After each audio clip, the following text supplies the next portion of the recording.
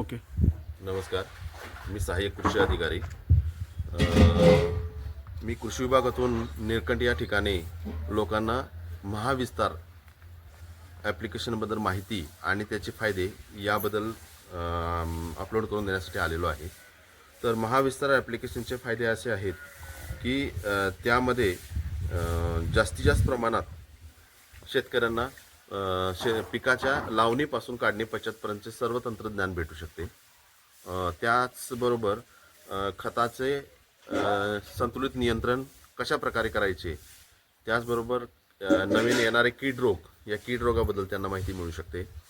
त्याचबरोबर 5 दिवसा अगोदरचा वातावरणात होणारा बदल याबद्दल शेतकऱ्यांना माहिती मिळू शकते ॲडव्हान्समध्ये. त्याचबरोबर त्यांना डिजिटल शेतीशाळा आहेत. कोणतेही पीक आपल्याकडे असेल तर त्या पिकाच्या डिजिटल शेतीशाळा चालतात. त्या अंतर्गत शेतकऱ्यांना सायंटिस्ट यांच्याशी डायरेक्ट सल्ला किंवा सल्लामसलत करता येते. अशा बऱ्याच प्रकारच्या फायदे या ॲप्लिकेशनमधून आहेत आणि सर्व शेतकरी बांधवांनी हे ॲप्लिकेशन आपल्या मोबाईलमध्ये इन्स्टॉल करून घ्यावे. हे ॲप्लिकेशन इन्स्टॉल करण्यासाठी प्ले स्टोअरवर जाऊन महाविस्तार AI ॲप्लिकेशन म्हणून टाईप करावे. टाईप झाल्यानंतर ते ॲप्लिकेशन इन्स्टॉल झाल्यानंतर मोबाईल किंवा तुमचा फार्मर ID टाकून त्याच्यामध्ये आपली नोंदणी करून घ्यावी. नोंदणी झाल्यानंतर स्वतःचा मोबाईल नंबर किंवा फार्मर ID टाकून OTP टाकून ॲप ओपन करून घ्यावी आणि त्या ओपन झालेल्या ॲपमधून तुम्हाला सर्व प्रकारची माहिती त्याच्यातून मिळू शकते आणि हे सर्व शेतकऱ्यांसाठी उपयुक्त आहे.